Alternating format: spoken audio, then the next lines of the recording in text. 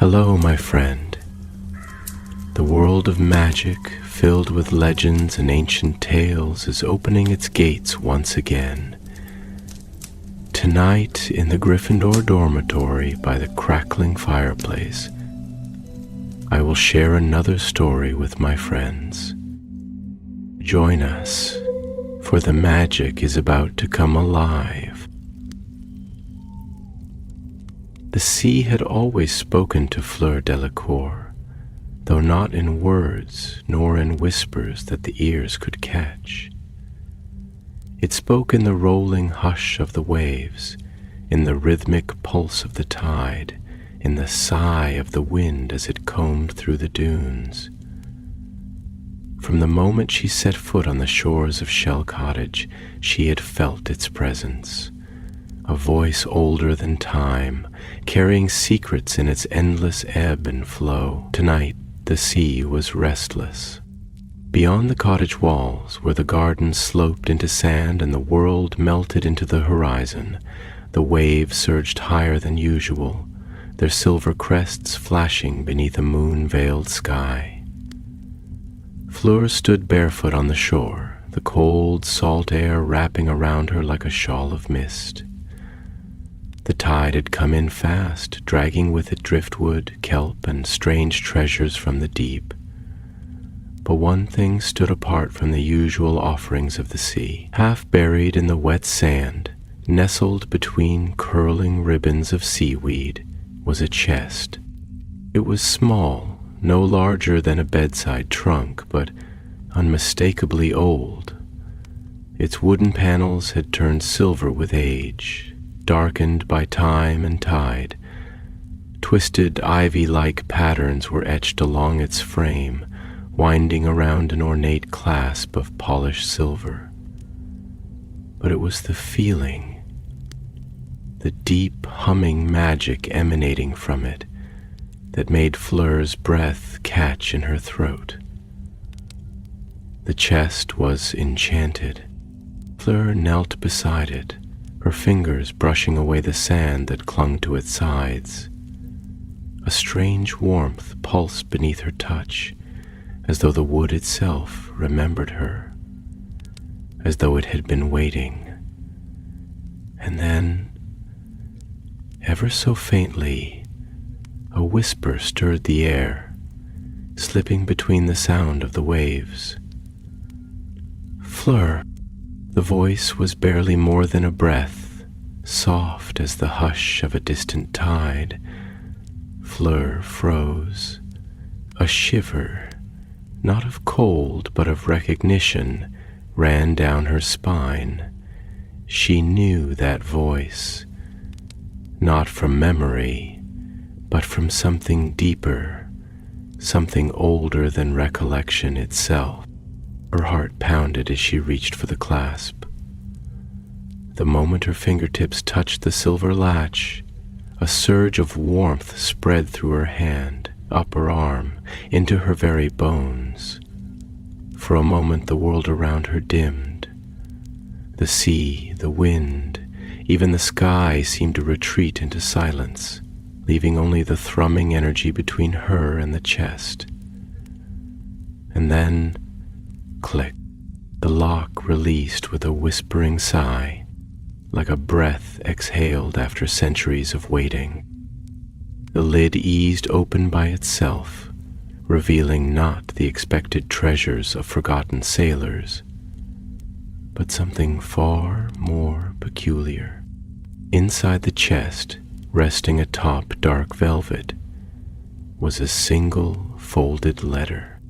Fleur frowned, reaching in carefully, her fingers tingling as they brushed the parchment. The air around her seemed to shift as she lifted it, as though unseen hands had been guarding it all this time. Slowly, she unfolded the letter. The ink, though faded, was written in a delicate, flowing script. And though the words had been penned long ago, they were unmistakably written in French, her own tongue, to the daughter of the sea, who walks between two worlds. Fleur's pulse quickened. The words felt heavy, as if they carried more than meaning. They carried a knowing, a weight of expectation. She read on, her breath catching with each line. The blood of the Vila is not only beauty and fire. It is memory, it is song. You have heard the call of the tides, as all who came before you did.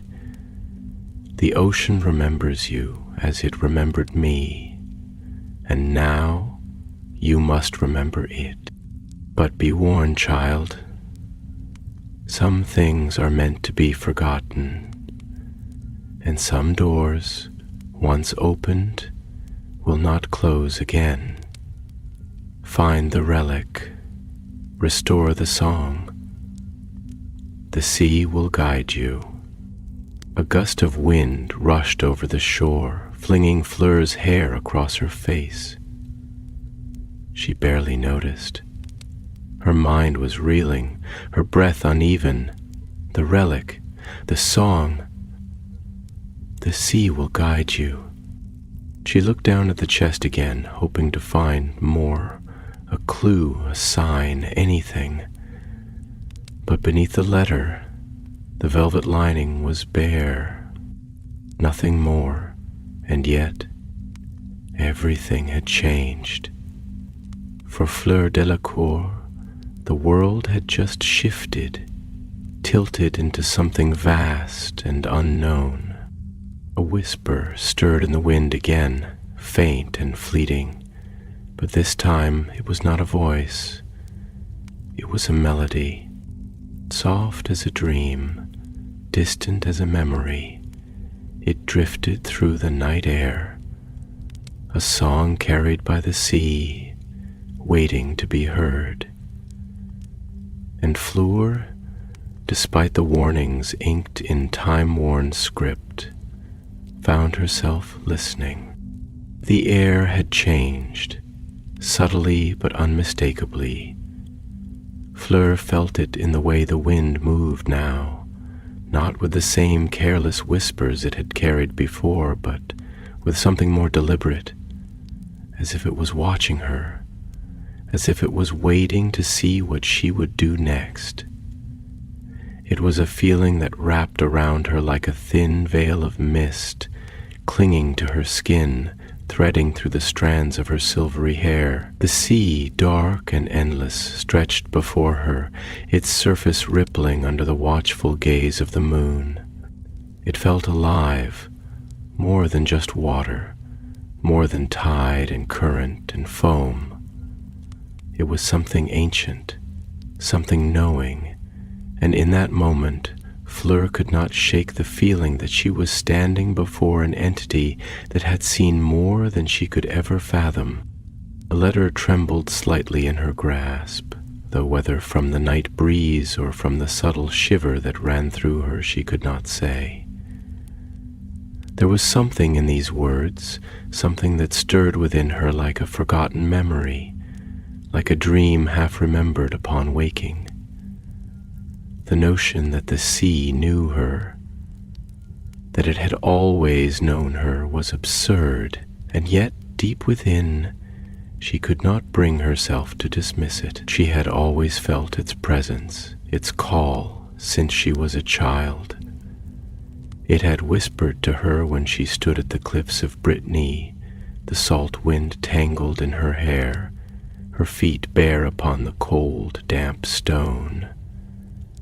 It had sung to her in those quiet, restless hours before dawn, when the world was empty and still, and her mind wandered beyond the confines of what was known. And now, as she knelt before this mysterious chest, with its ivy-carved edges and its air of something lost and long buried, the sea was speaking to her once more.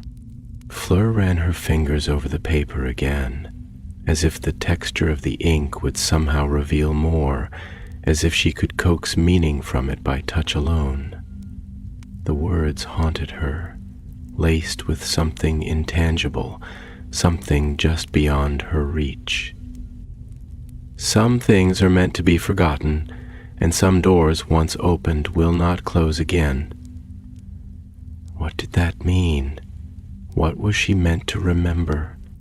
She turned her gaze toward the horizon, where the ocean met the sky in a seamless stretch of darkness. The tide was coming in now, steadily swallowing more of the shore, creeping ever closer to where she knelt.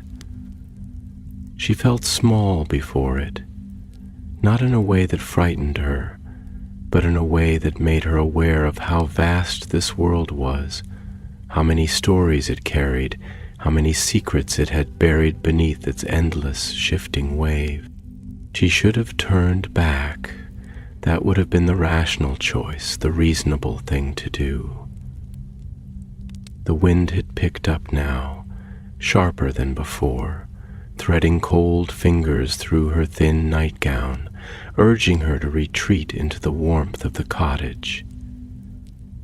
The fire inside would still be burning, its embers pulsing in the hearth like the slow, steady heart of the home she had built with Bill. She could picture it now, the golden glow flickering against the wooden beams, the scent of salt and earth and old parchment lingering in the air. It would be easy to return, to step back inside and let this moment slip away like a half-formed thought, dismissed before it could take root. And yet, she remained. There was something about this chest, something about the way it had been waiting in the sand, untouched by time, as if it had always been meant for her to find it.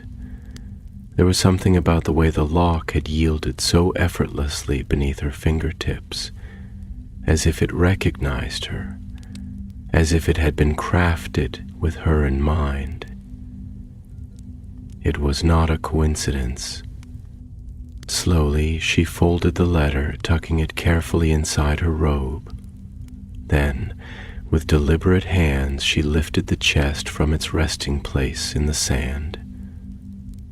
It was lighter than she expected, despite the weight of the secrets it carried.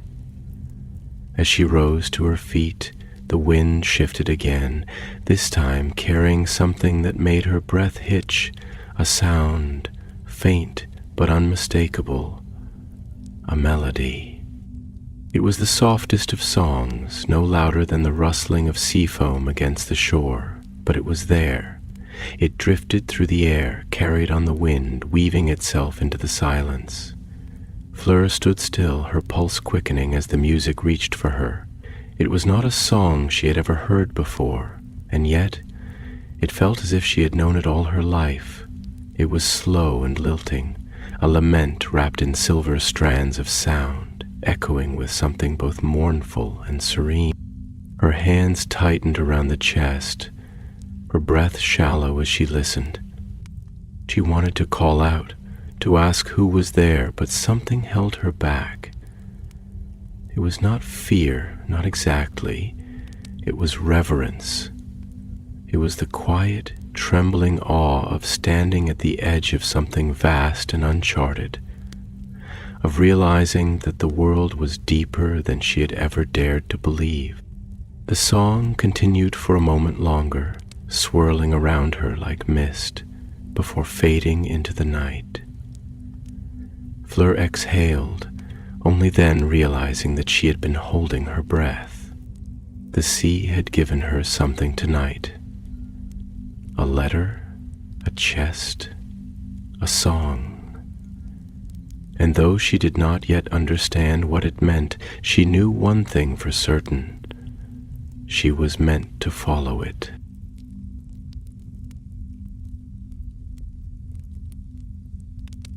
The air seemed lighter as she turned toward the cottage, carrying the chest against her heart. The sand was cool beneath her feet as she made her way back up the slope, the distant glow of the fire guiding her home. But even as she stepped inside, even as the warmth of the hearth embraced her, and the scent of Bill's lingering presence filled her lungs, she could still hear it. That melody. that whisper of something just beyond the edge of knowing. And deep within her, a door had opened. She had no intention of closing it again. The night deepened, stretching over the world like a cloak woven from shadow and moonlight, and as Fleur stepped through the door of Shell Cottage, the warmth inside wrapped around her with an almost startling contrast to the crisp air of the shore. The scent of smoldering firewood, faint salt from the sea, and something else, something distinctly familiar, a note of cinnamon and chamomile lingering in the air, welcomed her like an old memory. The house was quiet, except for the occasional sigh of the wind pressing against the wooden beams, as if the night itself had followed her home, waiting just beyond the door, whispering against the windows like a patient visitor. She set the chest down upon the wooden table, its surface smooth and worn from years of use, the kind of table that held the weight of shared meals, whispered secrets, quiet laughter, and the unspoken language of love. Her fingers lingered on the lid, tracing the intricate ivy engravings as if they could tell her their secrets, as if the grooves in the wood could somehow speak of the hands that had carved them, the lives that had touched them before hers. The weight of history rested beneath her palms, not just in the chest itself, but in whatever it carried, whatever it had waited to reveal.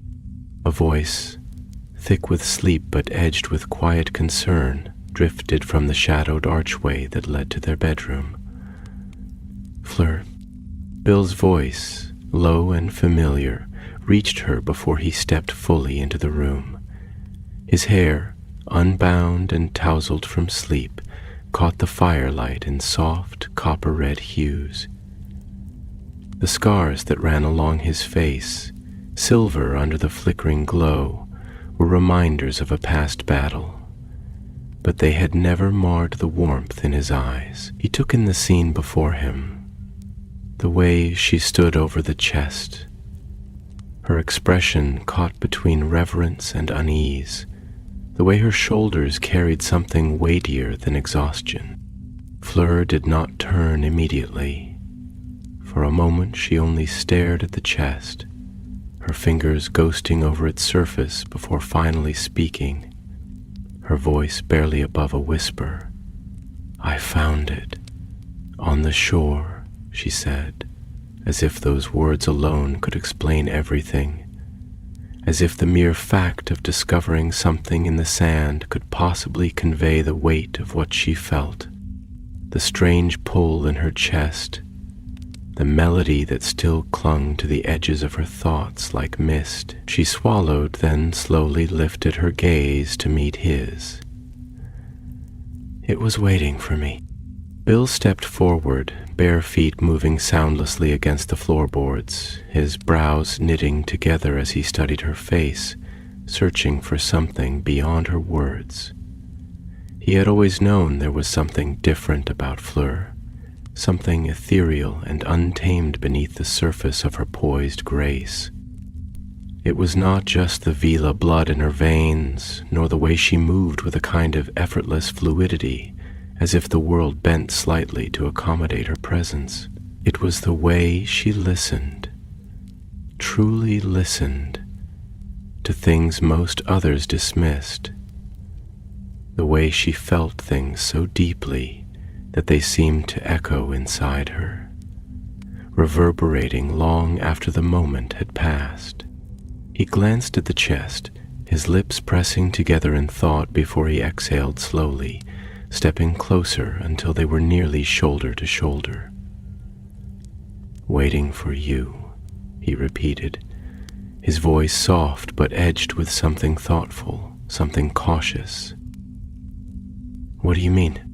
Fleur hesitated, searching for the words, though none felt quite right.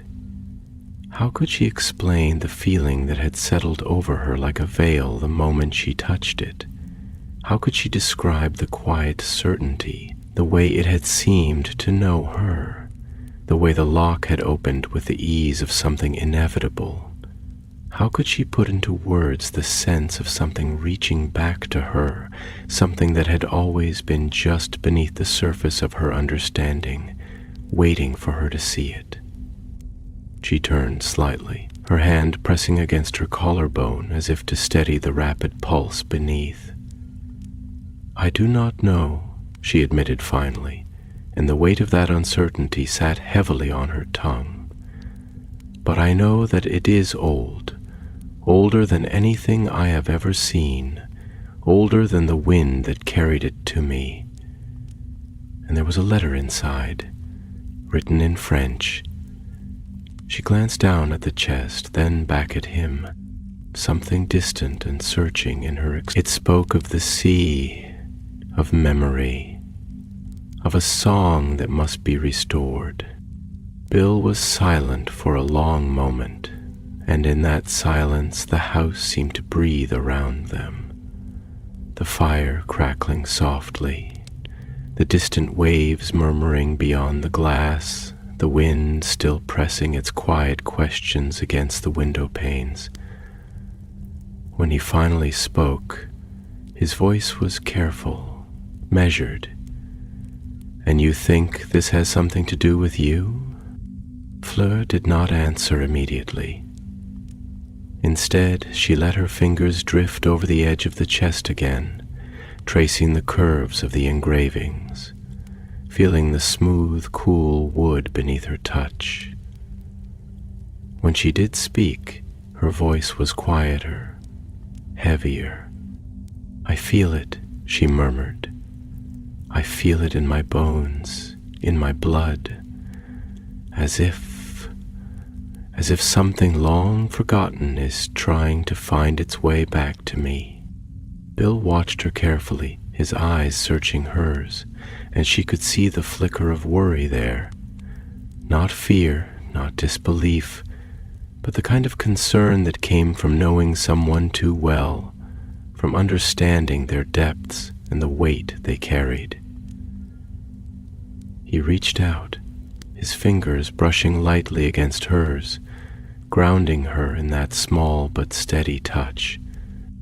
"Fleur," he said gently, "you don't have to do this alone." She let out a slow breath, her eyes dropping to where their hands touched. "I know," she said. And she did. She knew he would stand by her, as he always had, but there was something about this, something that felt intensely personal, something that felt like it had been waiting for her and her alone. She lifted the lid of the chest again, the hinges creaking softly, revealing the empty space where the letter had been. It was strange. There was nothing else inside, nothing tangible, nothing that should have felt as heavy as it did. And yet, when she reached her hand inside, resting her palm against the velvet lining, a shiver ran up her spine. It was not empty. It had never been empty. Something lingered there, unseen but undeniable, humming just beneath the surface of perception.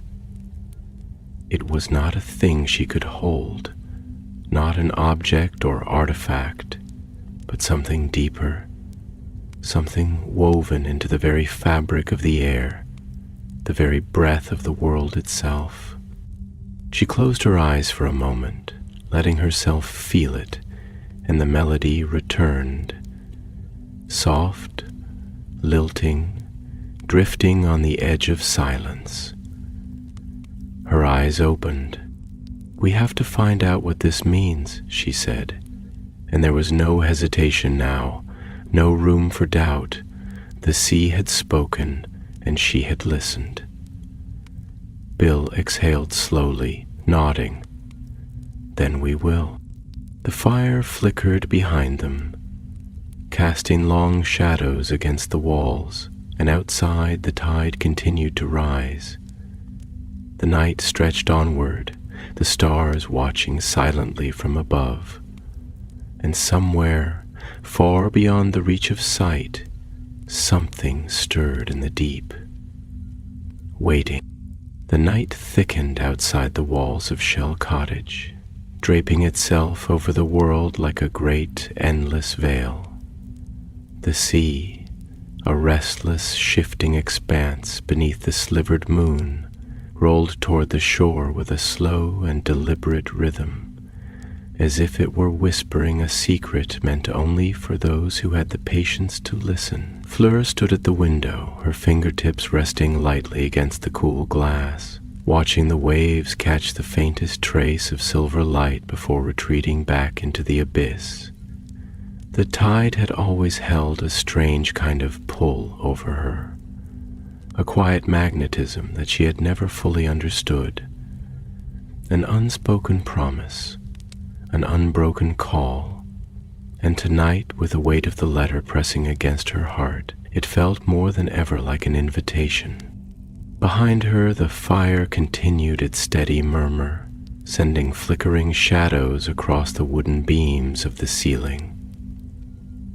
The warmth should have been comforting, grounding even, but the unease had settled too deeply in her bones.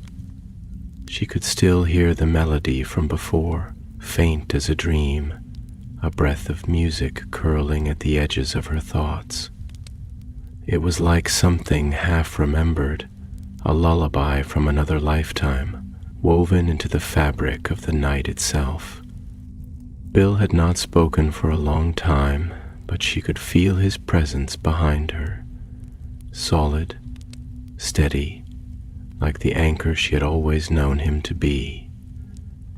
He was seated at the kitchen table, his arms crossed, his eyes fixed on the chest that now rested between them like an unanswered question. His brow was furrowed in thought, the firelight tracing the sharp lines of his face, catching in the faint silver of his scars. He was weighing his words carefully as he always did, measuring each thought before he let it take shape in the air between them. Finally, his voice broke the silence, low and thoughtful.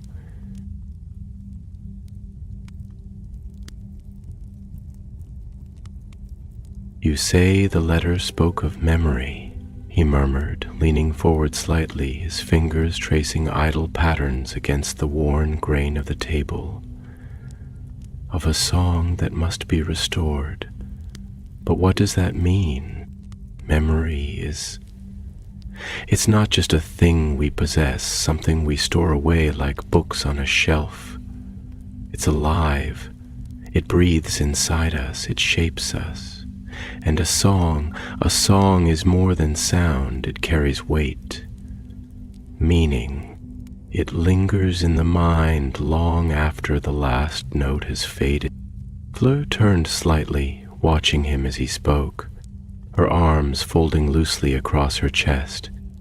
There was something in his tone, something deeper than curiosity, something almost cautious, as if he were treading the edges of something fragile. She let out a slow breath before responding, choosing her own words with care.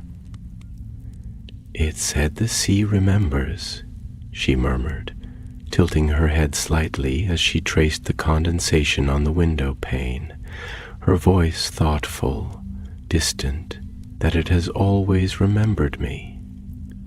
That our blood, the blood of the Vila, is more than what people see. It is song, it is history, it is something woven into the very fabric of the world.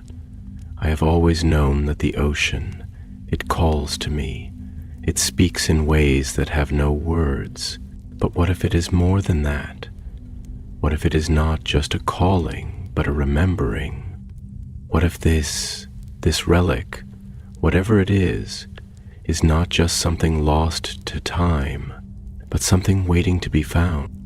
Bill's fingers stilled against the table, his gaze locked onto hers.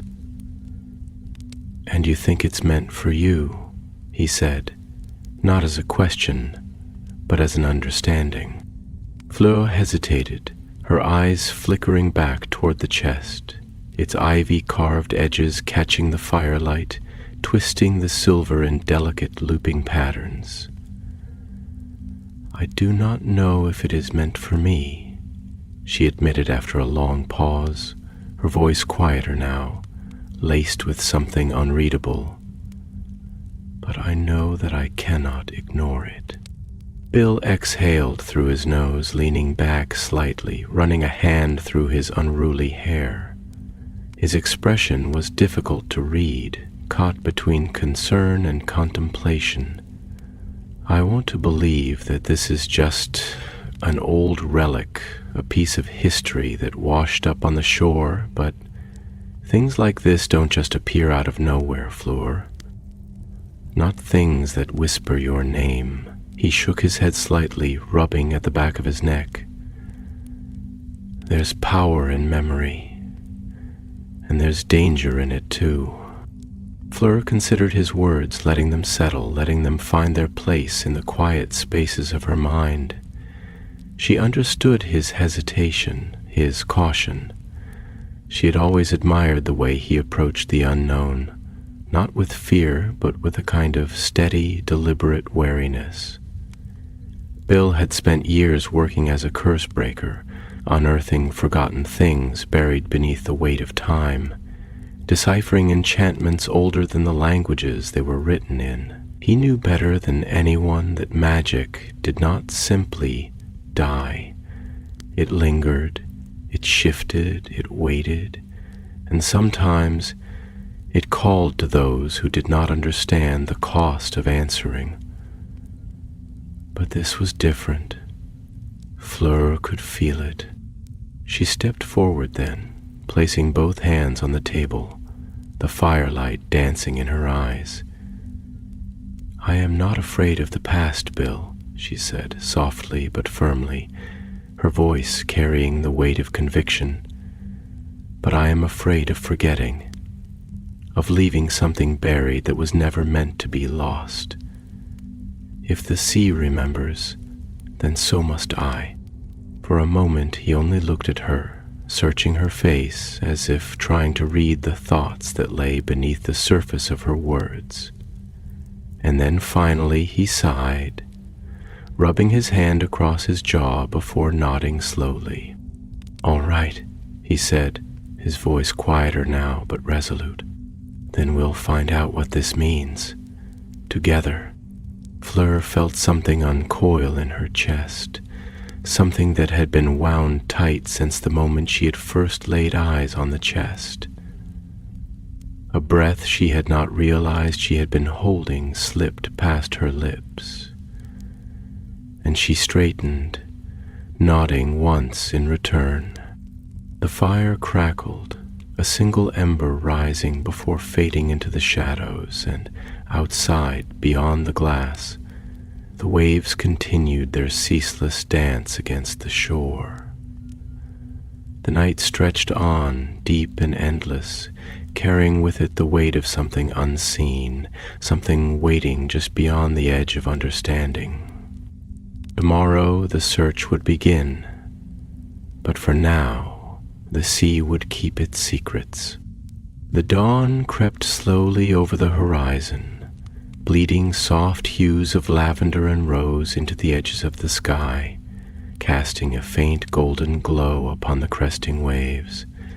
The sea, which had spent the night murmuring its unceasing song, now stretched out toward the horizon like a vast, slumbering giant, its surface laced with ribbons of mist that drifted lazily in the early light. The air carried the crisp scent of salt and damp earth, mingled with the faint, lingering traces of night, of moonlight still retreating, of shadows that had not yet fully faded.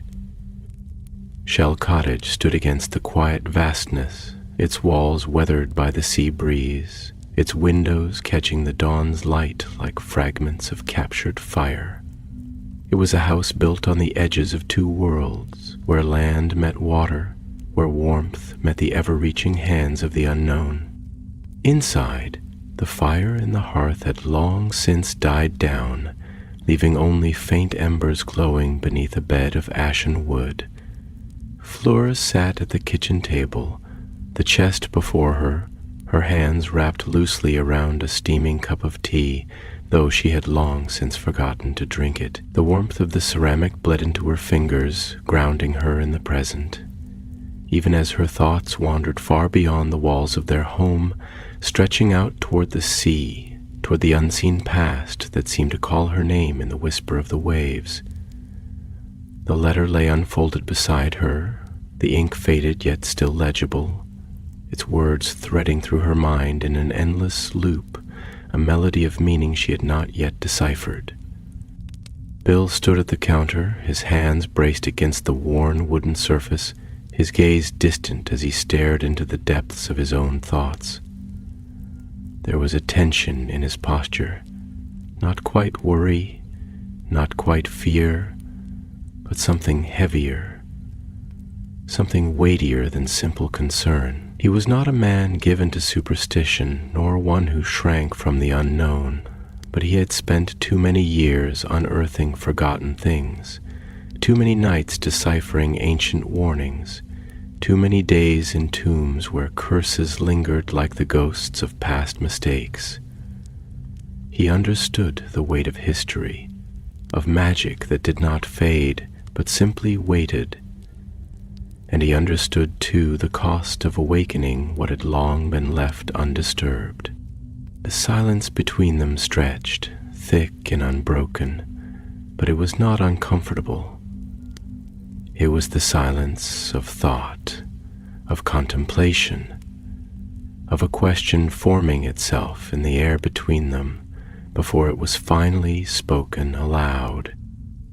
"You said the letter spoke of remembering," Bill said at last, his voice low, measured, the cadence of a man carefully weighing each word before he let it pass his lips. "That the sea remembers, that your blood remembers, but Fleur, what if there is something it was meant to forget?" Fleur exhaled slowly, the breath leaving her lips like mist dissipating into the morning air. She did not answer immediately, did not rush to dismiss his concerns, because she had thought the same thing in the quiet hours of the night. There was power in memory, but there was also mercy in forgetting. The past was not always meant to be reclaimed. Some things were buried for a reason. Some doors once opened could not be closed again. And yet, "I cannot explain it," she murmured, tracing the rim of her cup with a fingertip, watching the way the steam curled upward, dissipating before it could reach the ceiling. "But it is as if something inside me is waking, as if there is a part of me that has been waiting for this for longer than I can understand. It is not just curiosity, Bill. It is deeper than that. It is..." She hesitated, searching for the right words before finally settling on a truth that had settled deep within her bones. "It is recognition." Bill turned then, studying her, his blue eyes sharp with thought, with the careful kind of listening that only those who knew you beyond words could give. He had always been this way, had always carried within him a patience that was rare, an ability to hold space for silence, to allow others to find their own meaning before filling the air with his own. It was part of why she loved him. "And you think," he said slowly, leaning against the counter now, his arms folding across his chest, "that this recognition, this memory, it's something you were meant to find? Not something that was lost, but something that was waiting?" Fleur nodded, and for the first time that morning she met his gaze fully. "Yes," she said, her voice quiet but certain, "I do." Bill studied her for a long moment, then exhaled through his nose, shaking his head slightly. "You know," he said, his lips tilting upward just slightly, though his tone remained thoughtful. I never expected I'd be married to someone who hears the call of the sea like an old sailor lost between two worlds. Fleur's lips quirked, though there was something wistful in her expression, something distant. And I never expected I'd marry a man who breaks ancient curses for a living, she countered, tilting her head, a strand of silver blonde hair slipping over her shoulder. Yet here we are. He chuckled softly, shaking his head, before pushing away from the counter and moving toward her. He reached down, brushing his fingers over hers in a brief but grounding touch before nodding toward the chest. "All right," he murmured. "Where do we start?"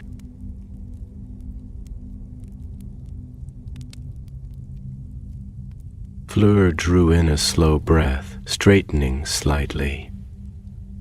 "The letter said the sea will guide me," she murmured, her fingers tracing the edges of the parchment once more. "And I believe it." The morning stretched onward, the light shifting from soft gold to the pale clarity of day. Outside, the wind stirred against the cliffs, carrying the scent of salt and the whisper of distant waves. The tide would rise again, as it always did, carrying secrets in its current, washing away what was meant to be lost, revealing what was meant to be found. And somewhere beyond the reach of sight, beyond the line where sky met water, something was waiting. Something remembered. Something calling. The sky hung heavy with an overcast hush, painted in muted grays and silvers, the color of old stories whispered across the tides, of lullabies sung beneath moonlit waters. The horizon blurred where the sea met the sky, a seamless stretch of shifting shadows and restless motion. The wind had changed, no longer playful in its dance across the waves, no longer a thing of careless abandon. It moved with purpose now, as if something unseen stirred beneath the surface, shifting the air, threading whispers through the clouds, speaking in the language of tides and unseen currents. Fleur stood on the shore, the damp sand cool beneath her feet, her arms wrapped lightly around herself as the wind tugged at the loose fabric of her cloak, drawing strands of silver blonde hair across her face. The world smelled of salt and rain, of something distant yet familiar, like the lingering trace of a forgotten dream upon waking. The chest had been left behind in the cottage, but its presence still clung to her, an echo of something yet to come, a question waiting for an answer. Bill stood beside her, his gaze turned toward the horizon, his hands buried in the pockets of his coat. He had not spoken for some time, but Fleur could feel the weight of his thoughts, heavy as the sky above them, as dense as the rolling clouds pressing low upon the water.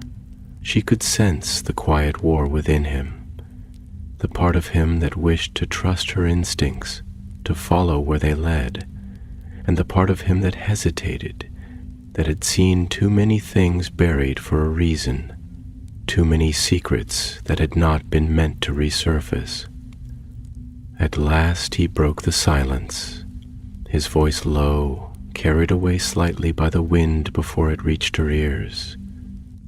"You've always had a way of listening to things most people don't," he murmured, his gaze still fixed on the vastness before them. "It's something I noticed the first time I met you. The way you look at the world, it's different. You don't just see what's in front of you.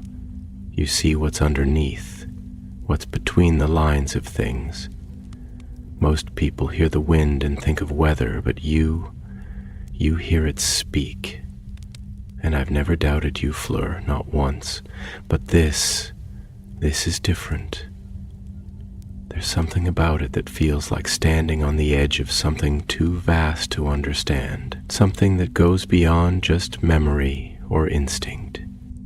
Fleur turned her head slightly, watching him as he spoke, the way the wind caught in his hair, the way his expression shifted between concern and something deeper, something unspoken. "I know," she said softly, stepping closer, tilting her head as she searched his face. "And I cannot explain it in a way that makes sense. But Bill, I feel as if I had been standing at the shore of something my entire life, watching the waves, listening to their song, knowing, without knowing why, that something waits beneath them. And now, for the first time, I feel as if I have been called into the water, as if something has reached out and is waiting for me to take its hand." Bill exhaled slowly, his fingers tightening around the edges of his coat as he studied her. "And you're not afraid of what it might be?" Fleur hesitated, not because she did not have an answer, but because the answer was complicated, layered, something that could not be spoken in simple words. "I am afraid," she admitted after a long pause, her voice carrying the weight of honesty, "but not in the way you might think. I am not afraid of what I might find, nor of the things buried in the past. I am afraid of not knowing, of turning away from something that was meant for me, something that calls to me in a way I cannot ignore. I'm afraid that if I do not listen now, I will spend the rest of my life wondering if I have left a part of myself behind, lost beneath the waves." Bill watched her for a long moment, his expression unreadable, before he finally turned his gaze back to the water, nodding slowly. "I don't know what's waiting for us," he said, his voice quieter now, tinged with something thoughtful. "But I know that I'd rather face it with you than stand back and wonder what might have been." Fleur exhaled, something within her easing, something deep and quiet and unspoken. She reached for his hand, threading her fingers through his, and for a moment they stood in silence, their breaths mingling with the rhythm of the waves, the wind weaving around them like an unseen thread binding them to the moment. Then, from somewhere beyond the reach of sight, beyond the curve of the horizon where the sky melted into the sea, it came again. The melody. It drifted on the wind, so faint it could have been mistaken for nothing more than the shifting of the tide, the distant cry of gulls. But Fleur heard it, clear as a voice calling her name, clear as the memory of something long forgotten, yet never truly lost. It was slow and sorrowful, a song laced with longing, with something old and aching, something that had waited far too long to be heard. Her breath caught. Bill stiffened beside her. He had heard it too. Slowly, Fleur turned toward the water, her grip tightening around his hand. The melody rose just slightly before fading into the wind once more, vanishing as quickly as it had come. But it had been enough. A whisper. A guide. Fleur lifted her gaze toward the horizon, her heart steady, her mind clear. "We follow the song," she said softly. Bill nodded once, and as the tide reached higher, curling around their feet in cold, foaming fingers, the sea whispered back. It was time. The sea stretched before them, an endless expanse of liquid silver, shifting beneath the dull weight of an overcast sky. The horizon had dissolved into mist, as if the world itself was blurring, the line between water and air no longer distinct but merging into something ethereal, something that neither belonged wholly to the sea nor to the heavens. The air smelled of brine and distant rain, thick with the promise of something unseen stirring beneath the tide. The wind moved through Fleur's hair, winding itself into the strands as if it too was trying to speak, threading whispers of salt and memory into her breath. She stood at the water's edge, the sand cool beneath her bare feet, sinking slightly with the weight of her presence. The tide was creeping higher, rolling forward in slow, deliberate pulses, as though it were testing the distance between them, as though it were reaching for her with unseen fingers. And in the spaces between the breaking waves, she could hear it, the song. It was softer now, elusive, curling in and out of the air like mist, no longer a melody she could grasp, but a thing that teased the edges of perception, urging her forward, urging her to follow. Bill was beside her, silent but watchful, his hands resting in the pockets of his coat, his brow furrowed with thought. He had never been one to dismiss magic simply because it could not be explained, but there was something about this, something vast and ancient, something unspoken, that unsettled even him. He had spent years breaking curses, studying old enchantments, walking the forgotten paths of magic that most wizards avoided, and yet this was different. This was not a curse waiting to be undone, nor a spell inscribed in ink or stone. This was something older than language, something woven into the fabric of the world itself. For a long moment, neither of them spoke. The waves lapped at the shore, rising and falling with an unhurried rhythm, and the silence between them felt not empty, but full of things unsaid, of choices waiting to be made. At last Bill broke the quiet, his voice low, measured. "I've never known the sea to keep secrets," he murmured, tilting his head slightly as he watched the horizon, as though trying to see beyond what lay before them. Not the way the land does, not the way history buries things beneath stone and dust.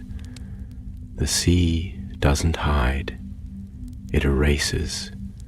It takes what it's given and carries it away, turning it into something unrecognizable, something that belongs only to the current. It doesn't hold on to the past. It washes it clean. Fleur turned to him, studying his face, the way his expression shifted between contemplation and quiet unease. "And yet," she said softly, "this has not been erased." Bill let out a slow breath, nodding once. "No, it hasn't." He was silent for a moment, his fingers flexing slightly before he continued.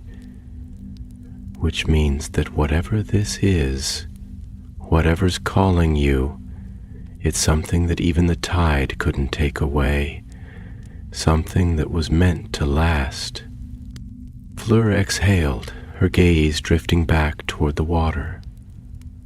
The thought settled into her chest, heavy but not unwelcome.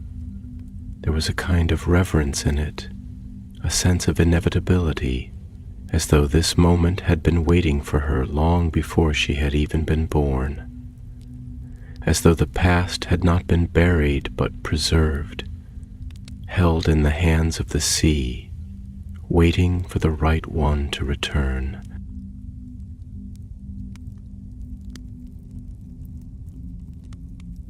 She took a step forward, the hem of her cloak brushing against the wet sand, her pulse steady but insistent, as though her own blood recognized something in the air, something that called to it, something that whispered in the language of salt and memory.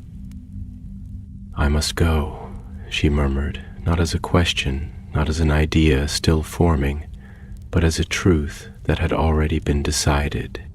Bill turned to her fully then, and for a moment there was something unreadable in his expression.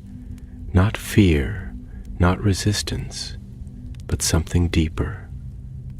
Something that held the weight of understanding, of love, of the knowledge that some things could not be explained, only followed. "I know," he said after a long moment. His voice was quiet but steady. "And I'll be with you." Fleur met his gaze, her breath catching slightly, and for the first time that day she smiled. Small, fleeting, but real. Together they stepped into the water.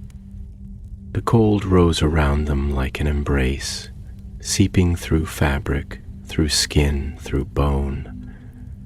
The tide curled around their ankles, then their calves, then higher still, as they walked forward, as the world behind them slipped further away, as the horizon widened before them, stretching into the unknown.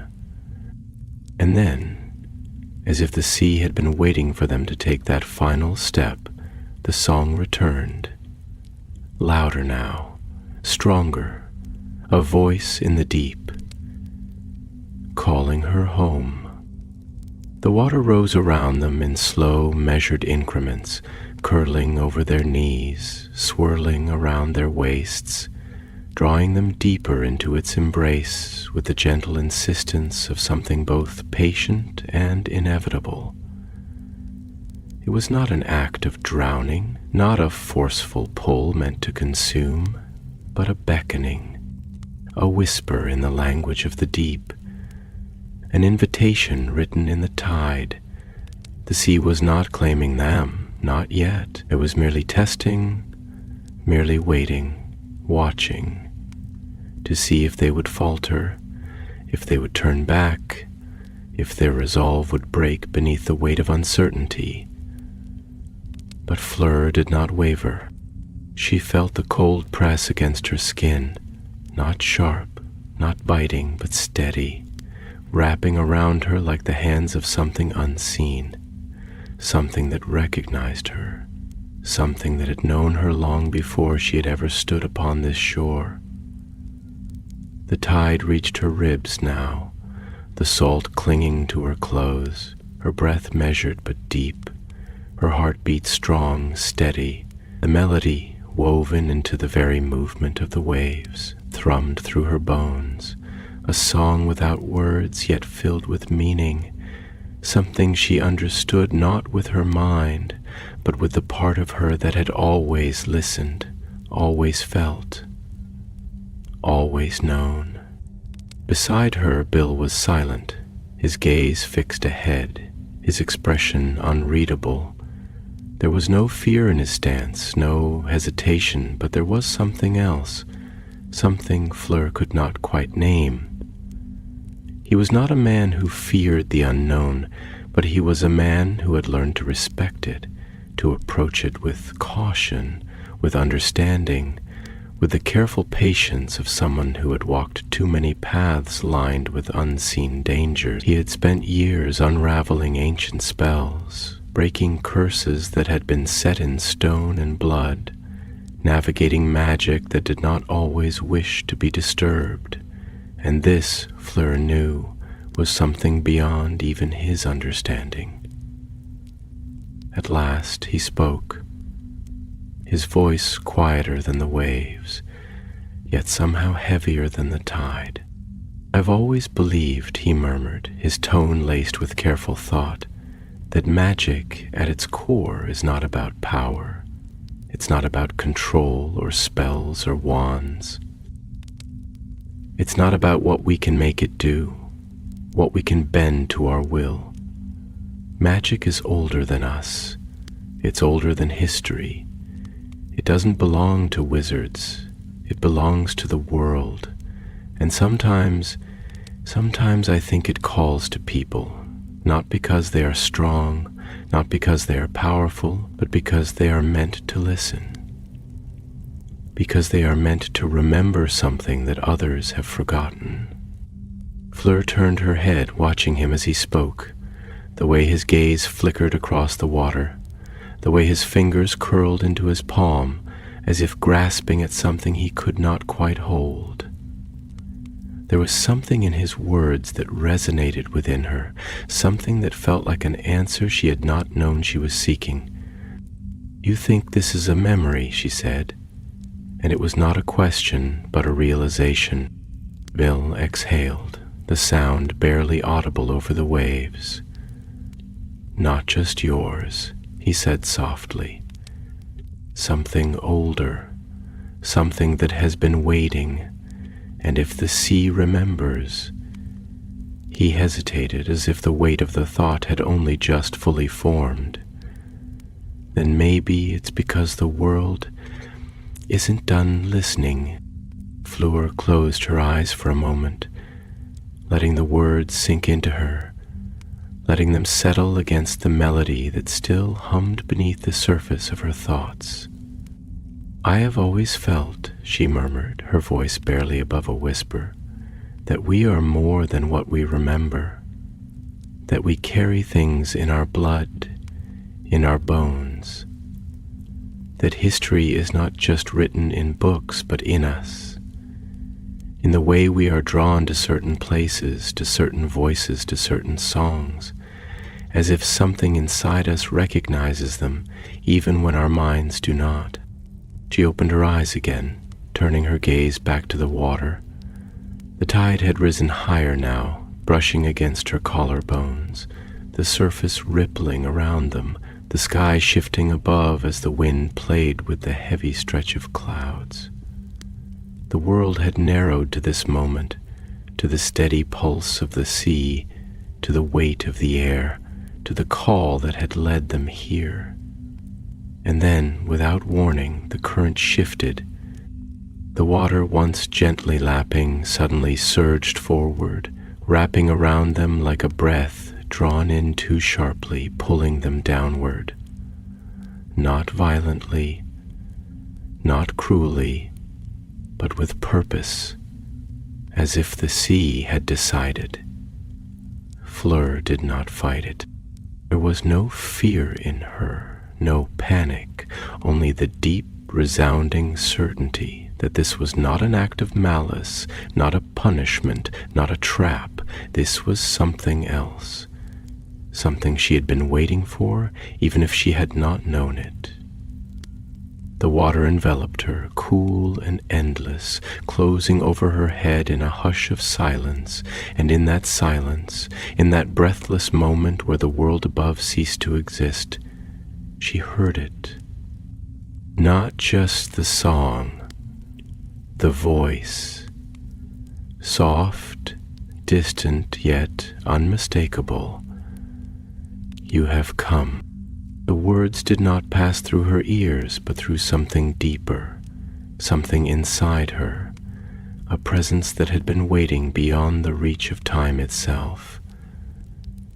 And as she drifted beneath the surface, as the sea carried her into its depths, she understood at last that this was not just a call, it was a return. The water folded around her like silk spun from moonlight, cool and endless, wrapping her in a hush so profound that it felt like stepping into the breath between words, the space between past and present. The world above, the sky, the shore, the wind that had tangled in her hair, the steady presence of Bill beside her, had faded, slipping away as though it had never truly belonged to her, as though it had only ever been a waiting room before this moment, before this descent into something older than memory itself. She did not struggle, nor did she flinch when the weight of the sea pressed against her, filling the space where air had been, threading between the strands of her hair, pushing her deeper, down and down and down.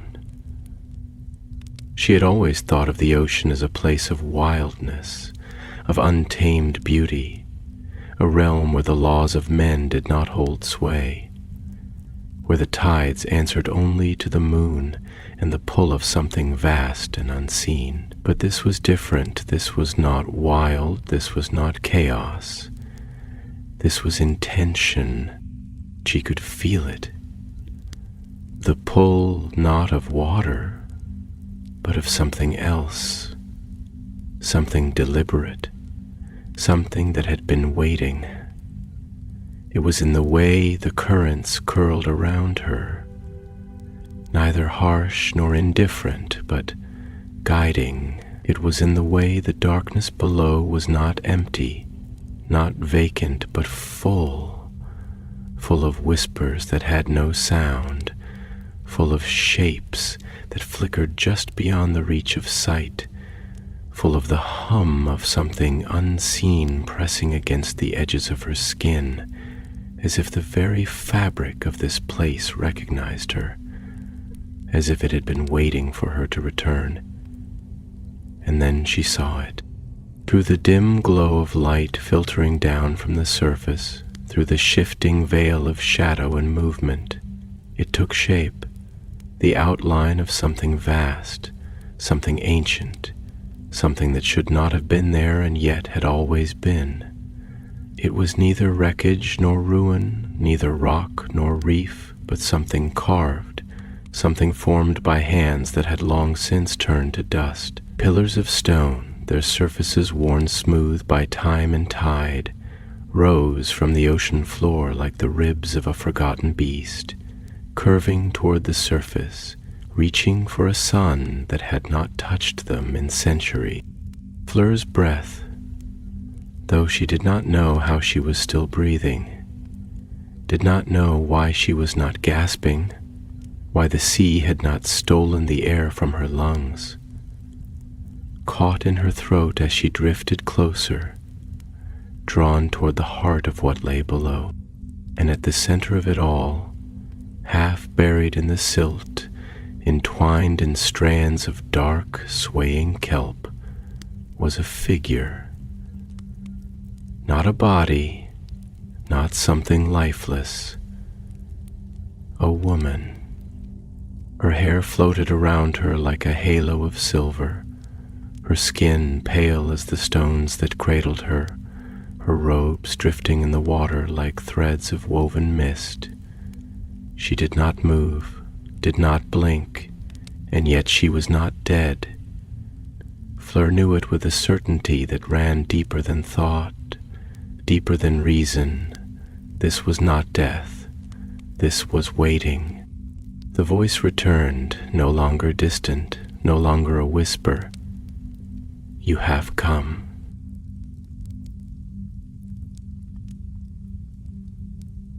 It did not come from the woman's lips, yet Fleur knew it belonged to her.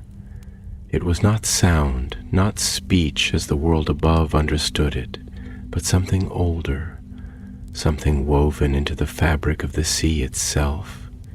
It pressed against Fleur's mind, against her bones, speaking in the way that the wind spoke to the trees, in the way that the tide whispered to the shore. She reached out, her fingers trembling, the tips grazing the woman's hand where it lay across her chest, the skin cool but not cold, solid but not rigid. And the moment they touched, the ocean shuddered.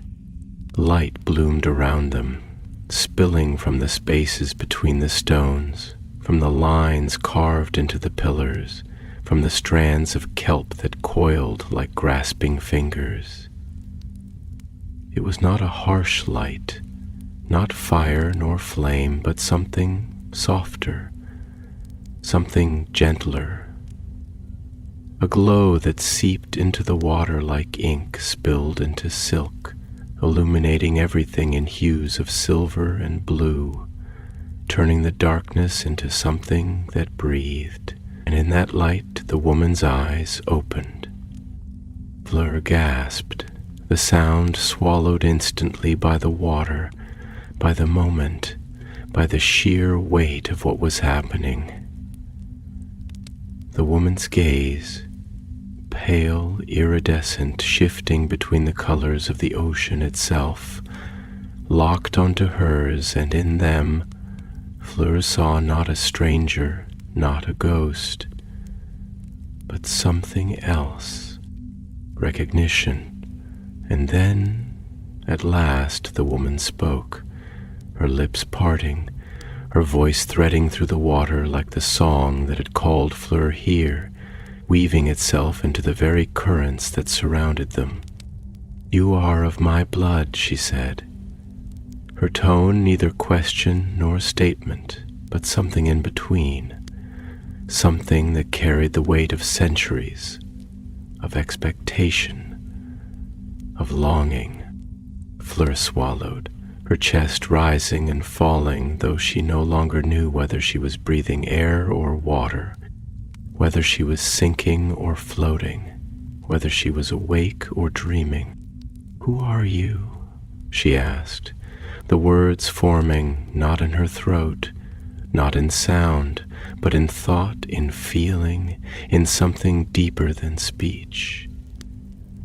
The woman tilted her head slightly, studying her with the quiet patience of the tide. "I am what was lost, and you—" Her eyes softened, something almost sorrowful flickering through their endless depths. "Are what has been found." Fleur's fingers curled against the fabric of the woman's robes, her breath unsteady, her mind spinning with the weight of what she did not yet understand. "I don't know what I am supposed to do," she admitted.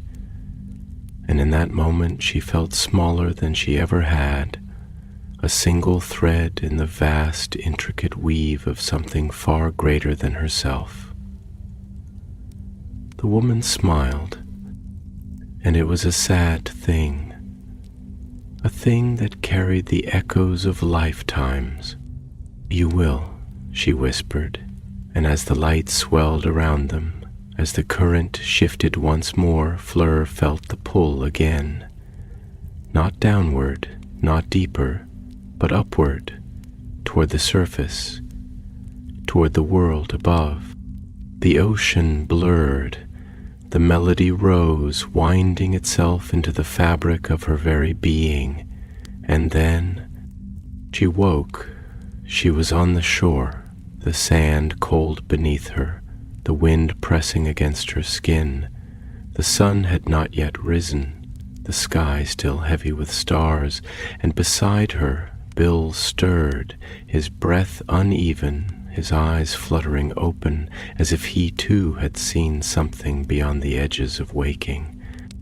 The chest lay between them, its lid was open, and inside, where before there had been only empty velvet, there was now a single thing. A silver pendant, shaped like a crescent moon, etched with symbols Fleur had never seen before. Yet somehow, in the marrow of her bones, she knew exactly what they meant. She reached for it, her fingers closing around the cool metal, and the moment she touched it, she heard the voice once more. "You are the last." The wind shifted, the tide whispered, and Fleur knew her journey had only just begun.